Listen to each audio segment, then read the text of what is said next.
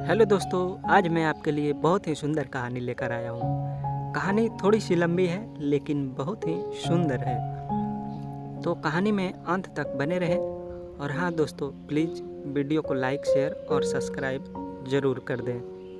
तो चलिए सुनाते हैं।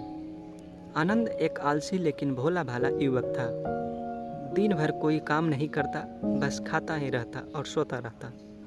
घर वालों ने कहा, चलो जाओ, निकलो घर से। कोई काम धाम करते नहीं हो, बस पड़े रहते हो। घर से निकलकर यूं ही भटकते हुए एक आश्रम पहुंचा। वहां उसने देखा कि एक गुरुजी हैं। उनके शिष्य कोई काम नहीं करते, बस मंदिर की पूजा करते हैं। उसने मन में सोचा, यह बढ़िया है, कोई काम धाम नहीं, बस पूजा ही तो करना है। गुरुजी के पास जाकर पूछा, क्या मैं यहाँ रह सकता हूँ? गुरुजी बोले, हाँ हाँ, क्यों नहीं। आनंद बोला, लेकिन मैं कोई काम नहीं कर सकता हूँ। फिर गुरुजी बोले, कोई काम नहीं करना है, बस पूजा करनी होगी। आनंद बोला, ठीक है, वह तो मैं कर लूँगा। अब आनंद महाराज के आश्रम में रहने लगे। ना कोई काम, ना कोई धाम, बस सारा दिन खाते रहो और प्रभु का भजन गाते रहो। महीना भर हो गया। फिर एक दिन आई एकादशी। उसने रसोई में जाकर देखा, खाने की कोई तैयारी नहीं थी। उसने गुरुजी से पूछा, आज खाना नहीं बनेगा क्या? गुरुजी ने कहा, नहीं, आज तो एकादशी है, तुम्हारा भी उपवास है। उसने कहा, नहीं, अगर हमने उपवास कर लिया तो कल का दिन ही नहीं देख पाएंगे। हम नहीं कर सकते उपवास, हमें तो भूख लगती है। आपने पहले क्यों नहीं बताया? गुरुजी ने कहा, ठीक है, तुम नहीं करो उपवास, पर खाना भी तुम्हारे लिए कोई और नहीं बनाएगा, तुम खुद बना लो। मरता क्या नहीं करता। गया रसोई में। गुरुजी फिर वहाँ आए और बोले, देखो, अगर तुम खाना बना लो तो राम जी को भोग जरूर लगा देना, और नदी के उस पार जाकर बना लो रसोई। आनंद बोला, ठीक है। लकड़ी, आटा, तेल, घी, सब्जी लेकर आनंद नदी के उस पार चले गए। जैसा तैसा खाना भी बनाया। खाने लगा तो याद आया, गुरुजी ने कहा था कि राम जी को भोग लगाना है। वह भजन गाने लगा, आओ मेरे राम जी, भोग लगाओ जी, प्रभु राम आइए। श्री राम आइए, मेरे भोजन का भोग लगाइए।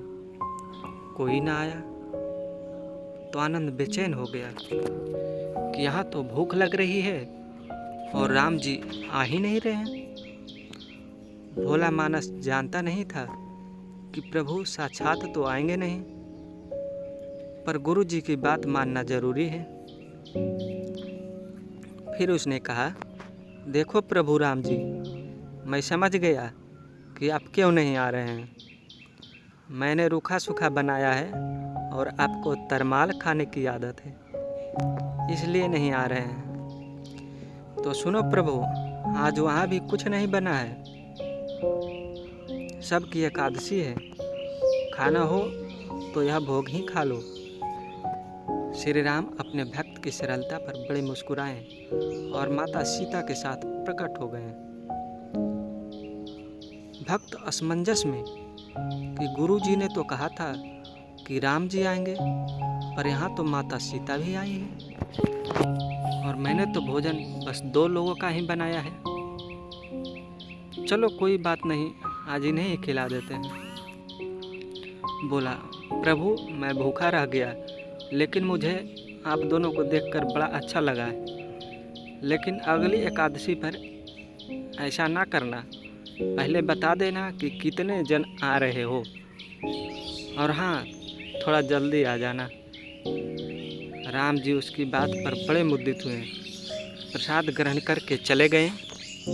अगली एकादशी तक यह भोला मानस सब भूल गया। उसे लगा प्रभु ऐसे ही आते होंगे। और प्रसाद ग्रहण करते होंगे। फिर एकादशी आई। गुरुजी से कहा, मैं चला अपना खाना बनाने, पर गुरुजी थोड़ा ज़्यादा अनाज लगेगा। वहाँ 2 लोग आते हैं। गुरुजी मुस्कुराए, बोले, भूख के मारे बावला है, ठीक है ले जा और अनाज ले जा। अब की बार उसने 3 लोगों का खाना बनाया। फिर गुहार लगाई, प्रभु राम आइए, सीता राम आइए, मेरे भोजन का भोग लगाइए। प्रभु की महिमा भी निराली है। भक्त के साथ कौतुक करने में उन्हें भी बड़ा मज़ा आता है। इस बार वे अपने भाई लक्ष्मण, भरत, शत्रुघ्न और हनुमान जी को लेकर आ गए। भक्त को चक्कर आ गए कि यह क्या हुआ, एक का भोजन बनाया तो 2 आए, आज 2 का खाना ज़्यादा बनाया तो पूरा खानदान आ गया। लगता है आज भी भूखा ही रहना पड़ेगा। सबको भोजन लगाया और बैठे बैठे देखता रहा। अनजाने ही उसकी भी एकादशी हो गई। फिर अगली एकादशी आने से पहले गुरुजी से कहा, गुरुजी, ये आपके प्रभु राम जी अकेले क्यों नहीं आते? हर बार कितने सारे लोग ले आते हैं, इस बार अनाज ज़्यादा देना।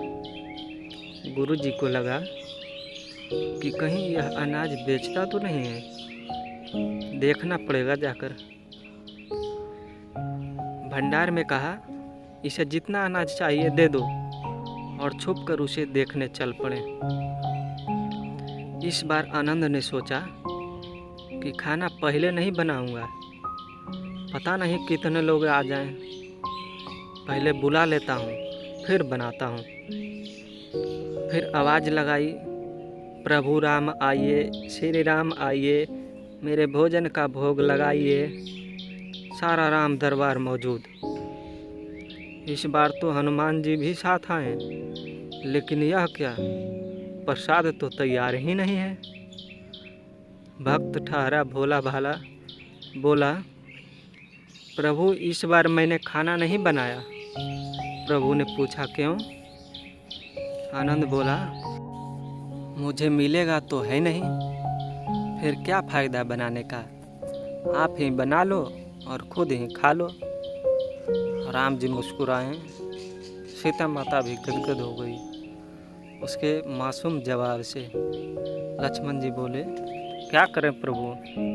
प्रभु बोले, भक्त की इच्छा है, पूरी तो करनी पड़ेगी, चलो लग जाओ काम से। लक्ष्मण जी ने लकड़ी उठाई, माता सीता आटा गूंथने लगे। भक्त एक तरफ बैठकर देखता रहा। माता सीता रसोई बना रही थी तो कई ऋषि मुनि, यक्ष, गंधर्व प्रसाद लेने आने लगे। इधर गुरु जी ने देखा खाना तो बना नहीं, भक्त एक कोने में बैठा है। पूछा, बेटा क्या बात है, खाना क्यों नहीं बनाया? बोला, अच्छा किया गुरु जी आप आ गए, देखिए कितने लोग आते हैं प्रभु के साथ।